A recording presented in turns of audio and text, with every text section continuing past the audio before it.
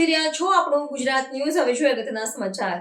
Gujarat chamber of commerce and industry દ્વારા તેમની સભ્યોની વાર્ષિક બેઠક અમદાવાદ ખાતે સફળતાપૂર્વક યોજવામાં આવી। આ પ્રસંગે ગુજરાત રાજ્યના માનનીય મુખ્યમંત્રી ભૂપેન્દ્રભાઈ પટેલ મુખ્ય મહેમાન તરીકે ઉપસ્થિત રહ્યા હતા। પરમ પૂજ્ય ડોક્ટર શ્રી જ્ઞાનવત્સલ સ્વામીજી અતિથિ વિશેષ તરીકે ઉપસ્થિત રહ્યા હતા। ભૂપેન્દ્રભાઈ પટેલે અમદાવાદને શતાબ્દી કોમનવેલ્થ ગેમ્સ 2030ના યજમાન તરીકેની પુષ્ટિ અને ગુજરાતની ઓલિમ્પિક્સ 2036 માટેની મહત્વાકાંક્ષી બીડ પર પ્રકાશ પાડ્યો। તેમણે ભારપૂર્વક જણાવ્યું કે Gujarat chamber of commerce and industry આગામી 25 વર્ષમાં રાજ્યના વિકાસને આગળ વધારવામાં મુખ્ય ભૂમિકા ભજવશે। તેમણે કહ્યું કે ગુજરાત વેપાર અને ઉદ્યોગમાં રાષ્ટ્રનું નેતૃત્વ કરવા માટે પ્રતિબદ્ધ છે અને માનનીય પ્રધાનમંત્રી નરેન્દ્ર મોદીના વિકસિત ભારત 2047ના વિઝનને સાકાર કરવા મહત્વપૂર્ણ ભૂમિકા ભજવશે, જેમાં રાજ્ય ચિપ્સના ઉત્પાદનથી લઈને જહાજો શિપ સુધી નવી ઊંચાઈઓ સર કરશે। મુખ્યમંત્રીએ જીસીસીઆઈના મુખ્ય કાર્યક્રમ ગેટ 2025ની તેમની જાહેરાત અને ઉદ્ઘાટનને યાદ કરીને આગામી ગેટ 2026ની જાહેરાત કરતા આનંદ વ્યક્ત કર્યો। તેમણે જીસીસીઆઈના આગામી કાર્યક્રમો જેમ કે gate 2026, greens the grazer fest અને ફોર્થ ફાર્મ ટુ ફેશનની સફળતા બદલ અભિનંદન અને શુભેચ્છાઓ પાઠવી તેમણે જીસીસીઆઈ વાર્ષિક ટ્રેડ એક્સપો 2026નું બ્રોશર પણ ઔપચારિક રીતે અનાવરણ કર્યું।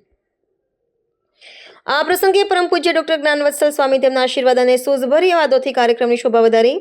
તેમણે ભારતના અસાધારણ 10,000 વર્ષના પ્રવાસ પર પ્રકાશ પાડ્યો, જ્યાં પ્રાચીન આધ્યાત્મિક જ્ઞાન વ્યવસાયની અવિનાશી પરંપરાઓ સાથે સુમેળભર્યું સંમિશ્રણ થયું છે। આ સમન્વયે સહસ્ત્રાબ્દીઓથી નૈતિક સમૃદ્ધિ, વ્યક્તિગત વિકાસ અને સામાજિક સૌહાર્દ પર ભાર મૂકતી સંસ્કૃતિનું નિર્માણ કર્યું છે। તેમણે વેપાર, ઉદ્યોગ અને જીવનના તમામ ક્ષેત્રોમાં નૈતિક મૂલ્યોનું પાલન કરવાની જરૂરિયાત પર પણ ભાર મૂક્યો છે। તેમણે ટિપ્પણી કરી કે આવો નૈતિક અભિગમ લાંબા ગાળે વ્યક્તિઓ તેમજ સમગ્ર સમાજ માટે વિશ્વસનીયતા અને લાભ આવશે। તેમણે પ્રાર્થના કરી કે આપણા માનનીય પ્રધાનમંત્રી નરેન્દ્રભાઈ મોદી દ્વારા કલ્પના કરાયેલ વિકસિત ભારતનું લક્ષ્ય ભારત 2047 પહેલા જ હાંસલ કરે। જીસીસીઆઈના પ્રમુખ સંદીપ એન્જિનિયરે મુખ્યમંત્રી ભૂપેન્દ્રભાઈ પટેલ અને પૂજ્ય ડોક્ટર જ્ઞાનવત્સલ સ્વામીની ગૌરવપૂર્ણ ઉપસ્થિતિ બદલ આભાર વ્યક્ત કર્યો હતો। જીસીસીઆઈના સિનિયર ઉપપ્રમુખ રાજેશ ગાંધીએ જીસીસીઆઈ ગેટ 2026 વિશે વિગતવાર માહિતી આપી હતી, જે ચેમ્બરનું પ્રીમિયર B2B પ્લેટફોર્મ છે અને જોડાણો, સહયોગ અને વ્યવસાયિક વિકાસને વેગ આપવા માટે રચાયેલ છે। આ બેઠકમાં અગ્રણી ઉદ્યોગપતિઓ, વરિષ્ઠ સરકારી અધિકારીઓ, જીસીસીઆઈના સભ્યો અને અનેક પ્રતિષ્ઠિત મહેમાનોએ હાજરી આપી હતી।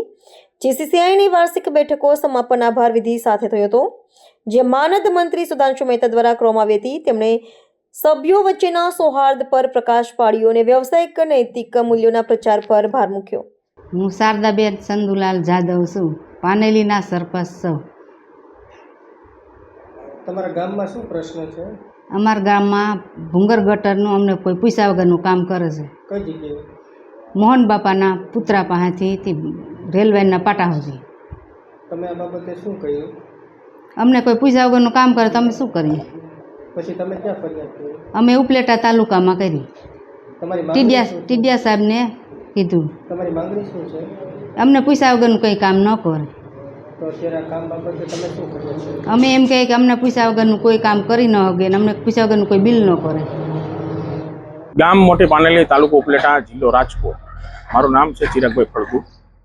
હાલ જે આ મોટી પાનેલીમાં એક રોડનું કામ ચાલુ છે, જે મોહન બાપાના પુતળાથી રેલવેના પાટા સુધીનું કામ ચાલુ છે। એ કામની અંદર રાતોરાત ભૂંગળા આવી ગયા, 2 ખટારા જેટલા, અને આ ભૂંગળા અચાનક જ સવારમાં માંડ્યા પથરાવા।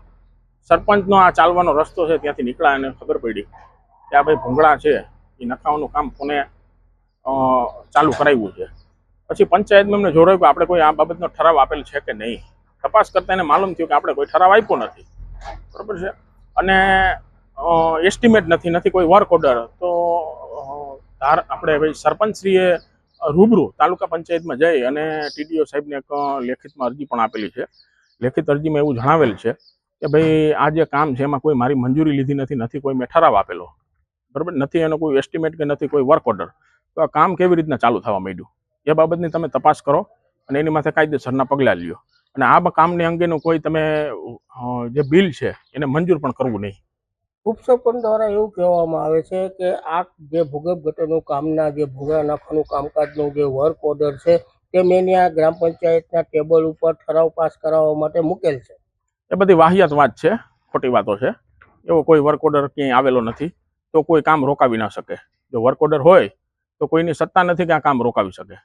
હવે કાલ સવારે જ્યારે આ ગ્રામ પંચાયત આ જે ભૂગર્ભ ગટરના ભૂંગરાનું બિલ પાસ કરવાનું થશે ત્યારે સરપંચની મંજૂરી નથી, તો આ બિલ કોણ પાસ કરશે અને કેવી રીતે પાસ થશે? સરપંચશ્રીએ લેખિતમાં ટીડીઓ સાહેબને આપી દીધું છે કે આ બાબતનું કામ તમે બંધ કરાવો, અને અમે પણ સ્થાનિકોએ આ બંધ કરાવેલું છે અને એનું બિલ પણ કરવું નહીં.